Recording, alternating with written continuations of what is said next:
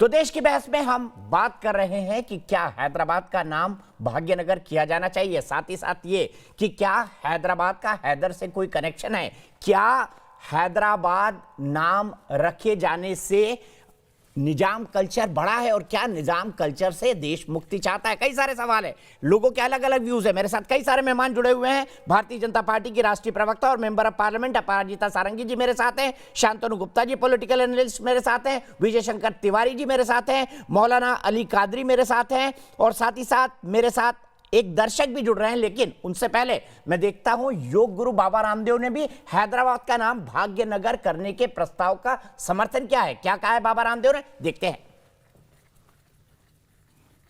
ऐसे कितने नाम हैं हमारे यहाँ पर जिनको चाहे कभी मुगलों ने तो कभी अंग्रेजों ने अलग अलग जगहों के जो है हमारी पहचानें मिटाने की कोशिश की।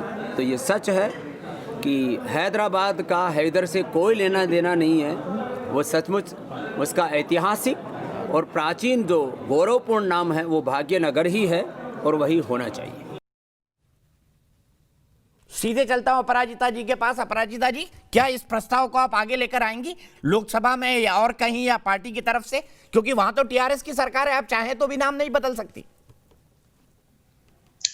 देखिए, पहले तो हमें हैदराबाद का चुनाव लड़ना है और हैदराबाद के चुनाव में हम विजयी होंगे, इसमें कोई द्विमत नहीं, दो मत नहीं है, दो राय नहीं है।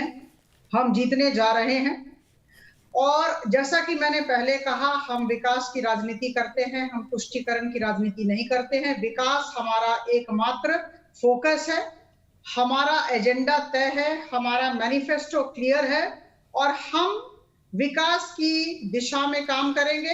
हम जानते हैं कि हमें क्या करना है। ये टीआरएस और मजलिस की जो मिलित सरकार थी लोकल गवर्नेंस में, इसने हैदराबाद की स्थिति बिगाड़ दी है। सिटीजन चार्टर की बात हुआ नहीं। कहा गया था कि 100 दिन का हम प्लान तैयार करेंगे और 100 दिन का प्लान हम कार्यान्वित करेंगे, वो भी नहीं हुआ। 6 लेन रोड की बात थी, वो भी नहीं हुआ।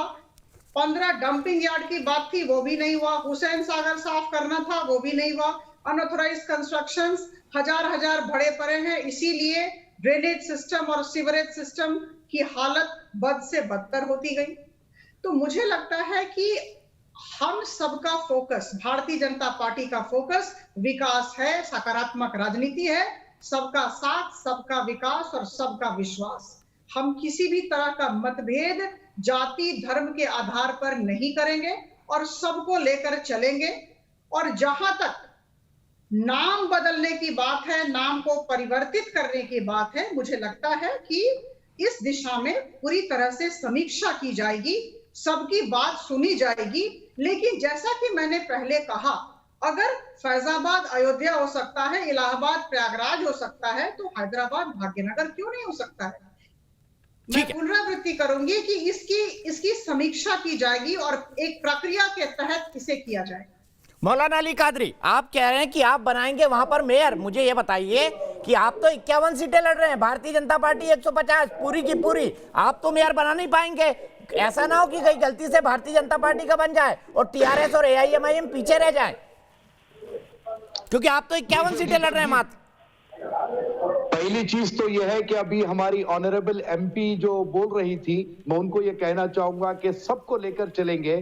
तो आज मोदी जी काशी गए, तो मैं उनसे ये आज मैंने रिक्वेस्ट करूंगा कि कभी आप जामा मस्जिद को भी आइए, कभी अजमेर की दरगाह को भी आइए, कभी आप निजामुद्दीन की दरगाह को भी आइए, तब जाकर पता चलेगा कि आप सबको लेकर चल रहे हैं। सर, प्रधानमंत्री अयोध्या जाते सर, मैं आपको रिमाइंड करा दूं, प्रधानमंत्री इंदौर में मस्जिद में गए थे, ऐसे मालूम होता है, यूएई में गए थे, सऊदी अरब में गए थे, आप भूल गए मौलाना कादरी। हिंदुओं के प्रधानमंत्री है तो सबको लेकर चलने अरे वाली सर, बात वो ही क्या तो है? इंदौर में मस्जिद में गए थे, कि हम अहमदाबाद में मस्जिद में गए थे। मौलाना कादरी, सुन तो लीजिए मेरी बात जी।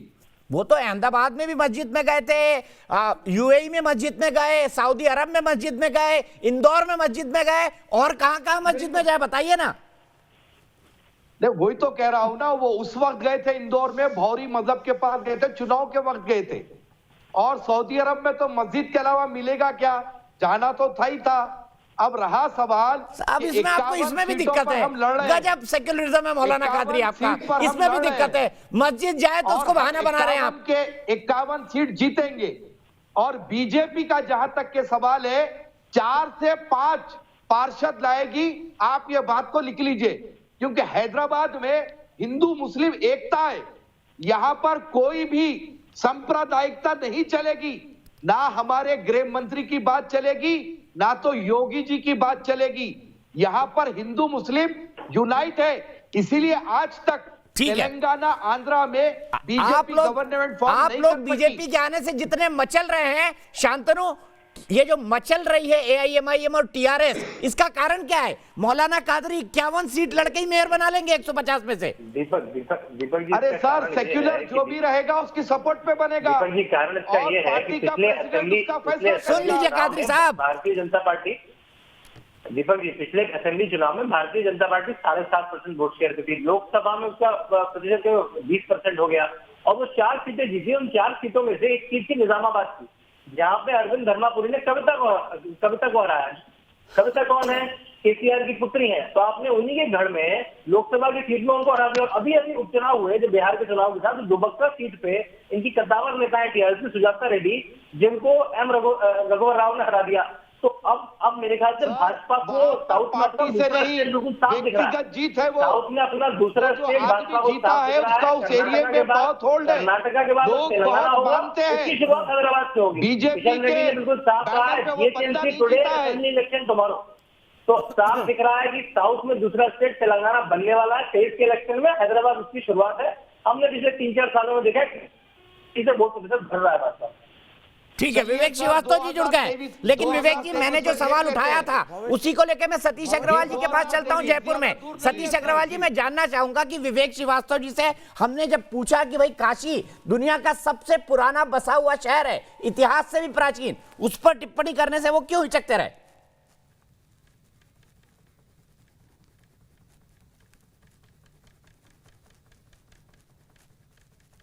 की जो बात हो रही है, ये एक चुनावी और राजनीतिक मुद्दा नहीं है, हिंदू समाज की एक अस्मिता का सवाल है।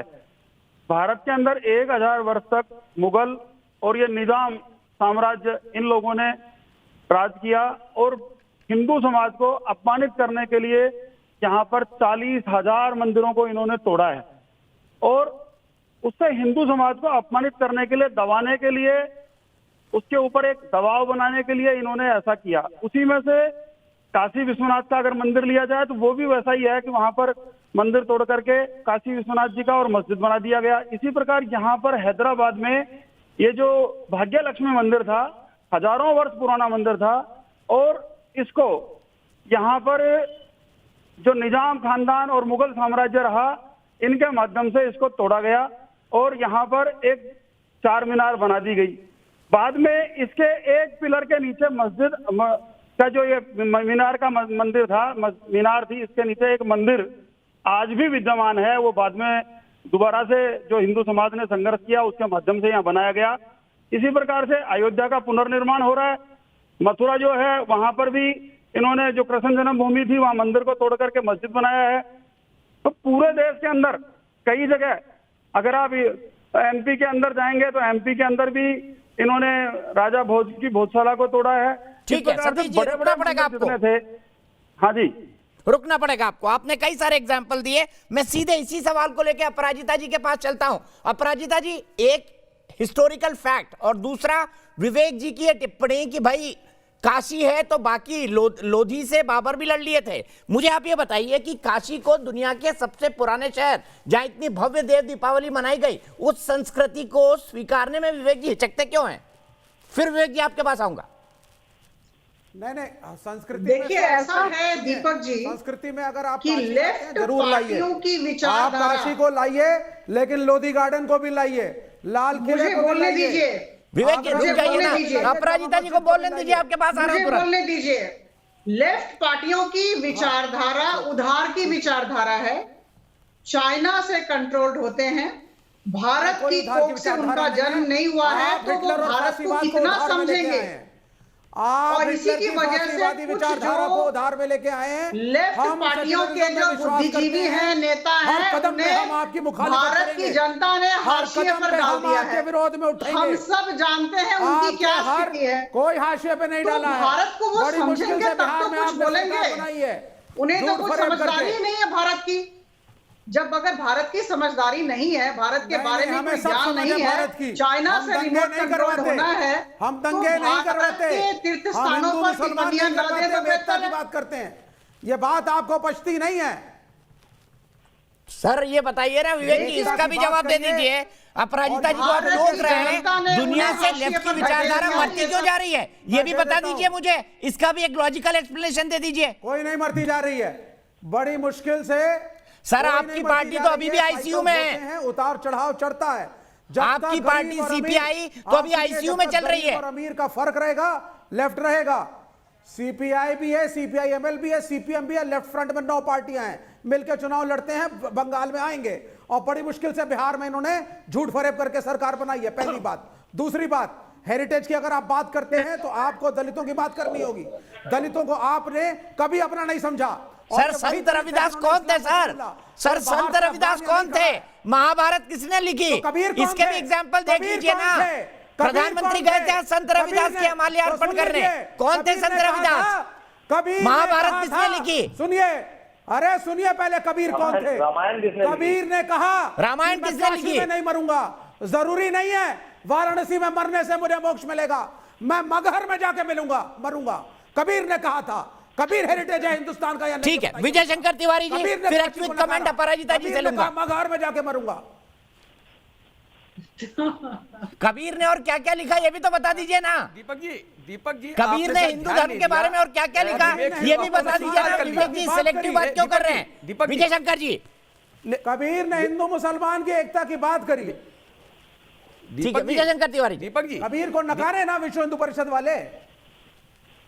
दीपक जी, हाँ दीपक जी, विवेक जी ने एक बात स्वीकार कर ली, शायद ध्यान नहीं दिया। इन्होंने कहा जब तक देश में अमीर गरीब रहेगा तब तक कम्युनिस्ट पार्टी रहेगी। यानी जब तक लंबा और ठिगना रहेगा तब तक कम्युनिस्ट पार्टी रहेगी, जब तक काला गोरा रहेगा तब तक कम्युनिस्ट पार्टी रहेगी। यानी कम्युनिस्ट पार्टी कौन सा, यानी गरीब को हमेशा गरीब बनाकर रखने का जो काम है ये कम्युनिस्ट पार्टी करती है।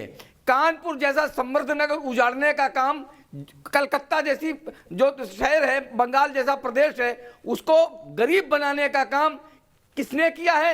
ये विवेक श्रीवास्तव जी उपलब्धि है। ये समझिए। ये कहते हैं कि हिंदू मुस्लिम मत करिए, केवल मुस्लिम मुस्लिम करिए तो हम आपके साथ में हैं। जब मद्रास को चेन्नई किया गया ये कुछ नहीं बोले, बंगलौर को बंगलुरु किया गया ये कुछ नहीं बोले, गुड़गांव को गुरुग्राम किया गया ये कुछ नहीं बोले। बोले ये बाद नहीं हटने चाहिए, इलाहाबाद नहीं हटना चाहिए, फैजाबाद नहीं हटना चाहिए, हैदराबाद नहीं हटना चाहिए, क्योंकि वहां से इनकी रोटियां चलती हैं, वहां से इनकी रोटियां आपकी चलती नियत हैं। खराब जहां है। से इनकी हैदराबाद में आपकी नियत खराब है। वहां ये जहां सामने आपकी उनके नियत साथ खराब खड़े होते होगी। हैं। अच्छा, मुसलमानों ने स्थान बदले, शांतनु जी, इन्होंने मुझे ये इतिहास बताइए, बदला। आप जहां इलाहाबाद किसके नाम पे रखा गया था? और इलाहाबाद बिल्कुल के नाम को बेनकाब हो बदलने चुके पर, हैं। प्रयागराज आप उसको बिल्कुल करने पर बेनकाब हो क्यों चुके हैं। दर्द होता है? क्योंकि नामों से फर्क नहीं पड़ता, नियत बार बार हम कह रहे हैं नाम बदले जा रहे हैं, नाम बदले जा रहे हैं, नाम बदले नहीं जा रहे हैं, नाम रिस्टोर करे जा रहे हैं। जो पुराने नाम थे, आक्रांता आए, उन्होंने अपने नाम जबरदस्ती जबरन रख दिया, तो नामों को रिस्टोर करा जा कोई रहा है। आक्रांता दीपक नहीं है। जी, मानिए, अशोक भी मैं आपके आक्रांता थे। स्टूडियो आता हूं, अशोक को आपके आक्रांता स्टूडियो मानते तोड़ हो? फोड़ कर देता हूं। कौन सा राजपूत राजा आक्रांता नहीं था? ऐसा तो नहीं होगा। राजा होता है, सारे राजा आक्रांता थे। हर राजा को जमीन चाहिए, हर राजा को पैसा चाहिए था, चाहे हिंदू हो या मुसलमान। इसमें सिर्फ मुसलमानों की बात क्यों करते हो? आप सोच सकते हैं हॉलैंड में किसी नाम की कहीं यूरोप के किसी देश में हिटलर नाम होगा, पोलैंड में नाम हिटलर अकबर की होगा, बात भी अमेरिका में करिए हिटलर जिसने होगा। दीन इलाही लाया। भाई, आप मेरे देश अकबर में की आते बात हैं, करिए मेरे तोड़-फोड़ जो बजाते दीन हैं, इलाही लाया। मेरे देश की अकबर संस्कृति की खराब बात कर देते करिए। हैं। चला पाया दीन इलाही, ये बताइए ना। के साथ खड़े अरे हैं। सर, ये बताइए ना, चला पाया दीन इलाही, ये भी बता दीजिए विवेक श्रीवास्तव। अकबर का दीन इलाही क्यों नहीं चल पाया, ये भी बता दीजिए ना। ये भी एक हिस्टोरिकल फैक्ट है। मानिए, आप मुगल सम्राटों के खिलाफ बोलते हैं, आप औरंगजेब के खिलाफ जरूर बोलिए, लेकिन फिर आप अकबर के फेवर में भी बोलिए। सर कि अकबर आप ये के बताइए ना, अकबर दीन इलाही क्यों नहीं चला पाया? विजय शंकर तिवारी जी बता दीजिए, दीन इलाही क्यों नहीं चला पाया अकबर? बिल्कुल, जब बता तक दीजिए वो विवेक जी को। लेकिन राजा राजा है, चाहे हिंदू हो या मुसलमान। हिंदू राजा भी आक्रांता, अकबर मुस्लिम हो, राजा भी औरंगजेब आक्रांता। हो, बाबर राजा हो, एक लालची मोहम्मद व्यक्ति गोरी हो, होता है। मोहम्मद गजनवी कभी हो, हम प्रजातंत्र सबने हिंदुओं को प्रताड़ित किया है। और जैसे अभी दीपक जी ने कुछ नहीं है कहा, ऐसा। वो दीन इलाही 6 महीने में हिंदू क्यों राजा वापस हो आपस गया? में लड़ते थे। वो दीन इलाही हिंदू 6 राजा महीने भी में क्यों लड़ते थे वापस हो आपस गया? में। अकबर तो ने क्या क्यों सब वापस ले आक्रांता लिया? हो गए? ये तो बताइए अरे आप। राजा को पैसा चाहिए, नहीं, राजा को आप ये बताइए, साम्राज्य चाहिए, अकबर जिन अकबर राजा का को नाम जमीन जपते चाहिए, हैं आप, चाहे हिंदू 6 राजा या महीने में, मुसलमान। केवल इसमें धर्म 6 कहां से आ महीने गया? में वो मेरी दीन समझ में नहीं आ इलाही रहा। वाला धर्म जो है वो क्यों वापस ले लिया था? दीन इलाही क्यों नहीं चला पाया? बताइए ना, आप बताइए ना। राजपूत आपस में सर, लड़ते दीन थे। इलाही क्यों नहीं चल पाया? बताइए ना। लिखा है आपने देश का इतिहास बदलने की कोशिश दीन की है, इलाही, तो बताइए। दीन इलाही अकबर तक 6 चला, महीने, दीपक उसके जी, बाद 6 महीने में खत्म हो गया। ठीक है, मैं कंक्लूडिंग कमेंट के लिए सीधे हंसा पुरोहित जी के पास भोपाल चलता हूं। मेरी दर्शक हंसा जी जुड़ गई हैं। हंसा जी क्या कहेंगी इस बहस पे? क्या नाम बदले जाने चाहिए?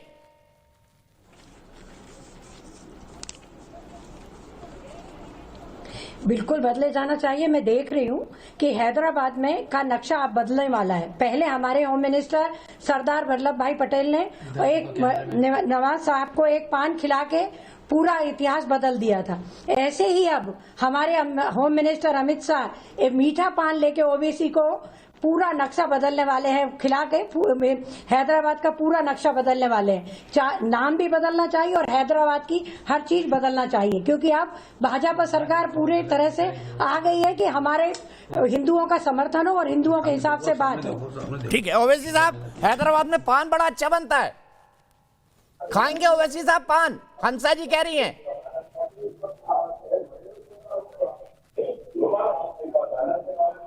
हैदराबाद का नाम कोई पार्टी भी नहीं बदल सकती, ये बात डिसाइडेड है। हैदराबाद का नाम हैदराबाद ही रहेगा। ठीक है, इतिहास क्या कहेगा आगे, इस पर हम सबकी नजर होगी और इस पर बहस भी करते रहेंगे। मौलाना कादरी जी, अपराजिता जी, शांतनु भाई, विवेक जी और विजय शंकर तिवारी जी, आप तमाम लोगों का बहुत बहुत शुक्रिया। हमारी इस खास पेशकश देश की बहस में आज के लिए इतना ही, लेकिन न्यूज नेशन पर खबरों का सिलसिला लगातार जारी है।